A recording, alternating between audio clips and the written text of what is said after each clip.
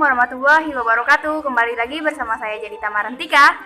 Nah, di video kali ini Jelita bakal membuat video yang berbeda. Nah, sebelumnya saya akan memperkenalkan diri. Perkenalkan, nama saya Jelita Marantika. Prodi saya dari S1 Farmasi. Nah, di sini saya membuat video yaitu tentang untuk memenuhi syarat untuk ujian tengah semester atau UTS, dan dosen pembimbing saya adalah dosen Pak Gusik Farizon. Tapi sebelum ke videonya, bagi kalian yang belum subscribe, kalian wajib subscribe, like, dan komen. Karena subscribe dan like dan komen itu gratis dan tidak berbahaya. Masa kalian nggak mau subscribe, ya kan? Nah, selamat menyaksikan videonya.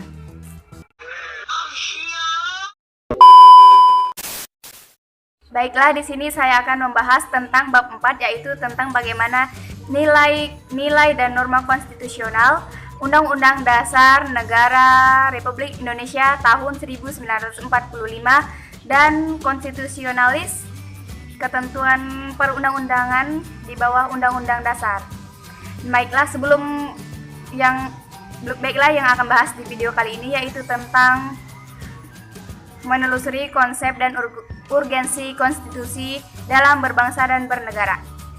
Nah, pada saat Anda menemukan atau hukum yang berisi tentang ketentuan yang mengatur negara dan mengaturkan bagaimana pemerintah dijalankan, artinya Anda telah menemukan bagaimana dari konstitusi adalah seperangkat aturan atau hukum yang berisi tentang ketentuan tentang bagaimana pemerintah diatur dan dijalankan. Nah, oleh karena itu, aturan-aturan hukum yang terdapat di dalam konstitusi mengatur hal-hal yang amat mendasar bagi suatu negara, maka konstitusi juga dikatakan sumber hukum yang dijadikan pegangan dalam penyelenggara suatu negara. Nah, istilah konstitusi dikenal dalam sejumlah bahasa. Nah, misalnya dalam bahasa Perancis yaitu dikenal dengan istilah konstituen. Nah, sedangkan dalam bahasa Latin atau bahasa Italia digunakan istilah constitutio, dan sedangkan dalam bahasa Inggris digunakan istilah constitution, sedangkan bahasa Belanda digunakan istilah constitute. Nah, sedangkan dalam bahasa Jerman dikenal dengan istilah Verfassung, sedangkan dalam bahasa Arab digunakan istilah Masirkia, sedangkan bahasa Perancis yang tadi berarti pembentuk atau pembentukan. Nah, yang dimaksud dengan pembentukan di sini adalah mengenai pembentukan suatu negara.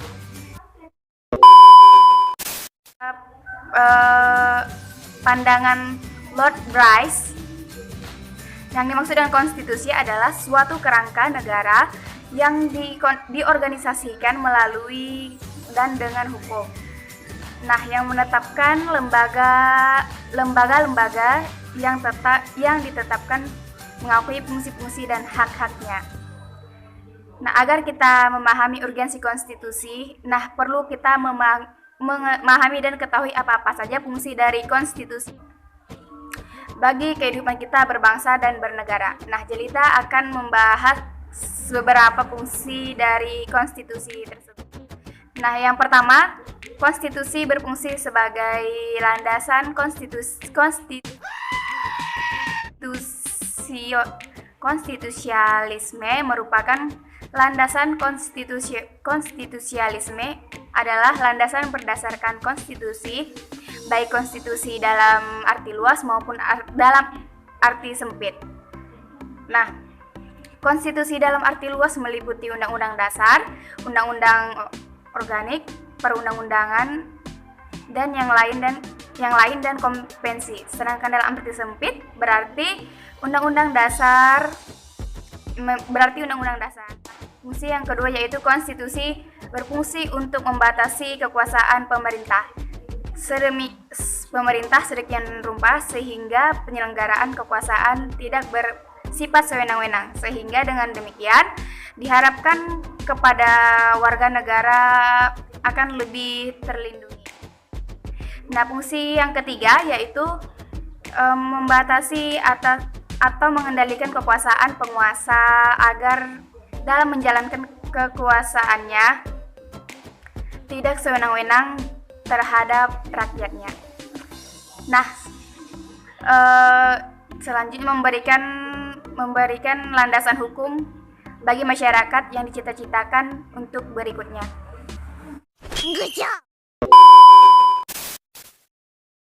Nah, itu tadi yang dapat saya bahas, yaitu tentang pengertian konstitusionalisme dan fungsi-fungsi konstitusi tadi. Nah, semoga video tadi bermanfaat bagi kalian. Nah, jika kalian merasa bermanfaat video Jelita, jangan lupa klik tombol subscribe, like, dan komen sebanyak-banyaknya. Oke, terima kasih. Sampai jumpa di video selanjutnya. Assalamualaikum warahmatullahi wabarakatuh.